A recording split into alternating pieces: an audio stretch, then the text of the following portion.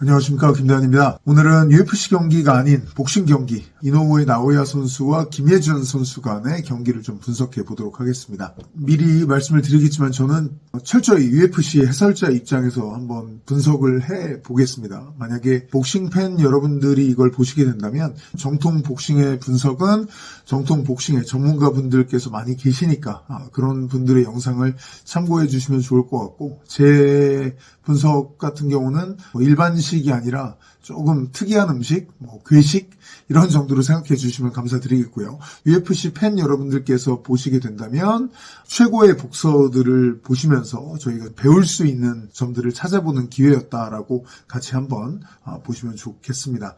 특히 이번 경기에서 클린치 공방 이런 것들이 아예 안 나왔기 때문에 순수 복싱의 기술을 마음껏 감상할 수 있는 기회가 아니었나 싶어요. 이노우에 나오야도 당연히 알고는 있지만 경기를 이 정도로 집중해서 본 것도 처음이고, 김예준 선수도 전혀 몰랐기 때문에 이렇게 집중해서 본 게 처음입니다. 두 선수에 대해서도 거의 문외한에 가깝다는 것을 이해 좀 부탁드리겠습니다. 슈퍼 벤텀급 경기였더라고요. 슈퍼 벤텀급을 찾아보니까 55.3kg, 그러니까 UFC로 치면 플라이급 선수들보다 조금 작은 체격인 거죠.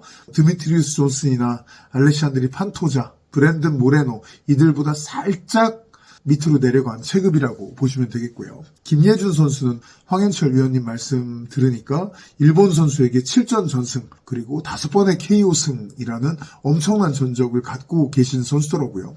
그렇기 때문에 대체 선수로서 평소에 그런 준비가 되었고 업적을 쌓아왔기 때문에 이런 큰 기회를 잡았던 것으로 보입니다. 일단 이노우에 선수가 했던 것에 대해서 조금 살펴본다면 2라운드부터 푸더크와 잽으로 압박의 강도를 높였었는데요. 이노우에 선수가 오른손잡이, 김예준 선수가 왼손잡이의 스탠스가 반대인 상태로 진행이 됐는데, 왼쪽 각 먹고 오른손 공격, 이게 주 패턴이었어요. 이노우에가 활용한. 근데 왼손으로 바깥 각을, 그러니까 김예준 선수의 오른손을 바깥에서 이렇게 툭툭툭 눌러주면서 이렇게 손싸움을 해주다가 바깥에서 잽, 혹은 눌러주다가 안으로 파고 들어가서 잽, 이런 모습이 굉장히 많았습니다. 그 다음에 라이트를 찔러줬는데요. 발을 처음부터 크게 움직여서 내가 지금 왼쪽 각 먹는다라고 느낌을 크게 주지를 않고 손싸움을 하면서 발은 티 안 나게 조금씩 움직여주다가 공격을 하면서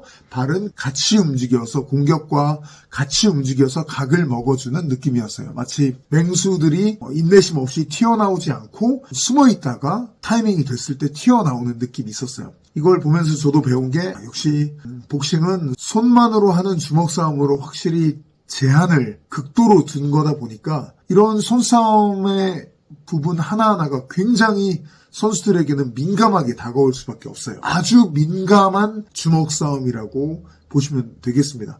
싸움의 거리가 주먹으로 서로 때리고 맞기가 제일 좋은 거리에서 주로 싸움의 거리가 나오다 보니까 손 하나하나의 움직임에 양 선수가 민감해질 수밖에 없어요. 특히 밖으로 노골적으로 도망다니거나 클린치로 붙거나 이런 움직임이 아예 없었던 이번 경기 같은 완전 정통 복싱의 리듬에서는 이런 민감도가 더 높아질 수밖에 없겠죠.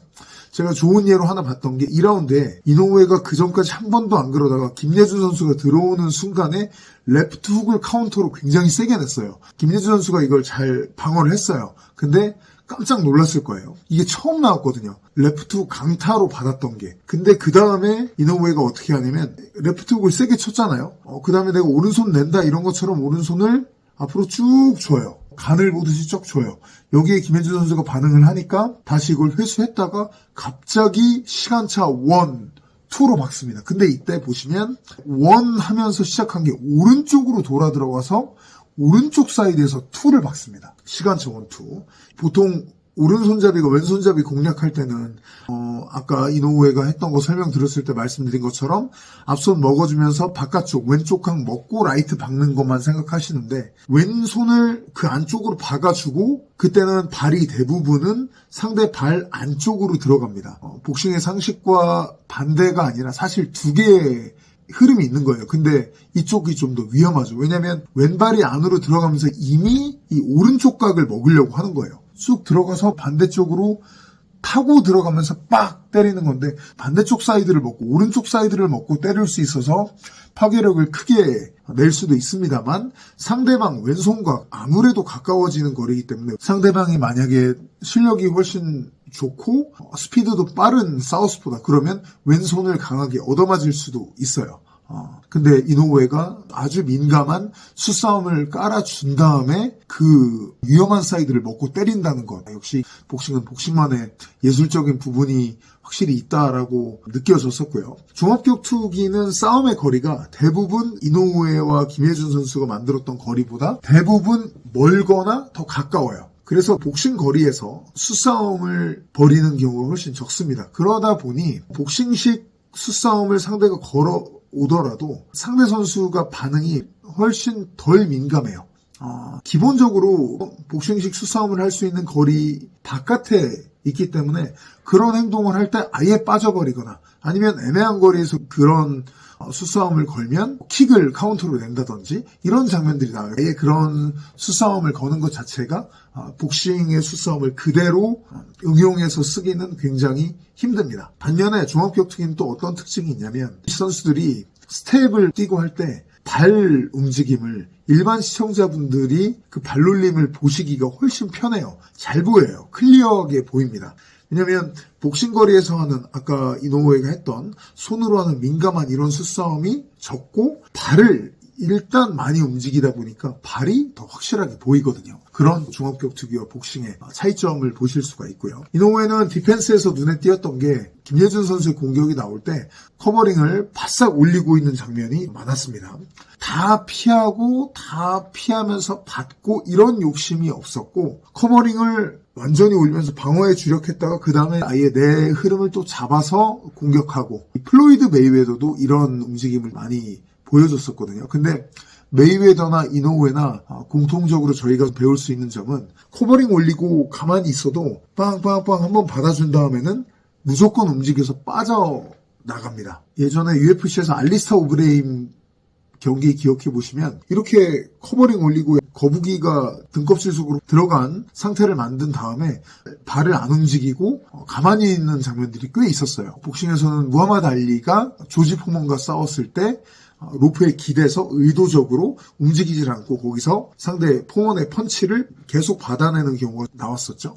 근데 이노우에나 플로이드 메이웨더 같은 경우는 그런 모습을 전혀 보여주질 않습니다. 메이웨더를 돌이켜보시면 커버링 올리고 받아내다가도 그 다음 호흡에 바로 빠졌다가 다시 세팅을 한다든지 아니면 받아내면서 웃으면서 앞으로 걸어가서 아예 거리를 바꿔버린다든지 아니면 받아내다가 숄더롤로 전환을 해서 아예 뒤쪽으로 빼서 다른 형태의 방어로 전환을 하든지 이런 다양한 모습들이 있었고요. 이노우에 역시 커버링을 올리고 하나 둘 셋 정도 받은 다음에 절대 가만히 안 있고 움직여줬었다는 점을 저희가 배울 수가 있었고요. 3라운드에 이노우에 선수의 레프트 바디샷이 굉장히 강하게 들어갔습니다. 저는 그때 김혜준 선수에게 데미지가 정말 세게 들어갔던 것으로 생각합니다. 이노우에 선수가 압박을 걸었었는데 김예준 선수가 당연히 복서로서 해야 될 행동이었어요. 약간 크게 휘둘러주면서 당신도 나한테 그런 식으로 계속 들어오기만 하면 큰일 난다라는 것을 주먹을 파워풀하게 휘두르면서 그런 메시지를 주려고 했는데 그게 빗나갔어요. 빗나간 직후에 이노우에가 레프트 훅을 딱 치고 그 다음에 레프트 바디샷을 더블로 쳐서 훅 하고 들어왔습니다. 물론 레프트 바디에서 안면 훅으로 올라가는 컨비네이션도 있습니다만 레프트 훅에서 밑으로 바디로 내려오는 컨비네이션 복싱에서 많이 볼 수가 있는데 제가 연구하는 복서들 중에는 리키에튼 선수가 클린치 상황을 만들어낸 후에 굉장히 많이 썼었죠. 손싸움과 섞어서 말이죠. 근데 이 컨비네이션은 참고로 종합격투기에서는 많이 나오지 않습니다. 이게 꽤 가까운 거리에서 나오는 컨비네이션이다 보니 그 컨비네이션을 쓸 기회를 잡기 전에 아예 레슬링 손싸움으로 엉켜버리는 경우가 좀 많아요. 그러다 보니까 종합격투기에서는 조금 보기가 힘들고요.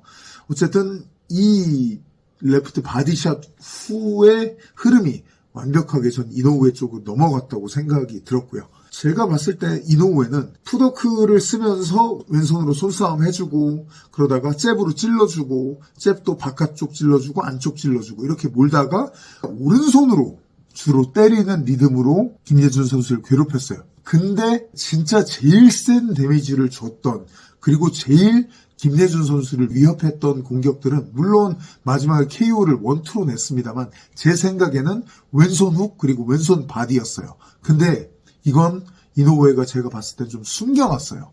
왼손으로 몰고 오른손으로 때리는데 저 오른손이 진짜구나. 왼손으로 날 몬 다음에 근데 그보다 더 진짜가 왼손 파워펀치가 있었다는 거죠. 물론 김예준 선수의 코너 측도 다 알고 있었을 거예요. 근데 그걸 잘 안 들키게 숨겨놨다가 눈치 못 챌 때만 적재적소에만 써줬던 거죠. 그런 점들이 제 눈에는 좀 보였고 알렉스 페레이라 선수가 최근에 사우스포 선수인 칼릴 라운트리와 경기를 했을 때 물론 페레이라가 타격의 클래스 차이를 보여주면서 완승을 거두긴 했습니다만 그 경기에서 보시면 페레이라 선수가 본인의 주무기인 레프트 훅을 상당히 많이 숨겼거든요. 숨겨놓고 레프트를 훅이 아닌 잽으로 줄곧 활용을 해주면서 이 라운트리를 괴롭혔었어요. 보면서 그런 생각이 좀 많이 났었습니다. 영상이 좀 길어져서 두 개로 나눠야 되겠다는 생각이 드네요. 이번 편에서는 제가 봤던 이노우에 선수의 기술이라든지 스타일, 제 눈에 띄었던 점을 배울 수 있는 점들을 설명드려 봤고요. 다음 편에서는 김예준 선수에 대한 내용으로 다시 한번 인사드리도록 하겠습니다. 감사합니다.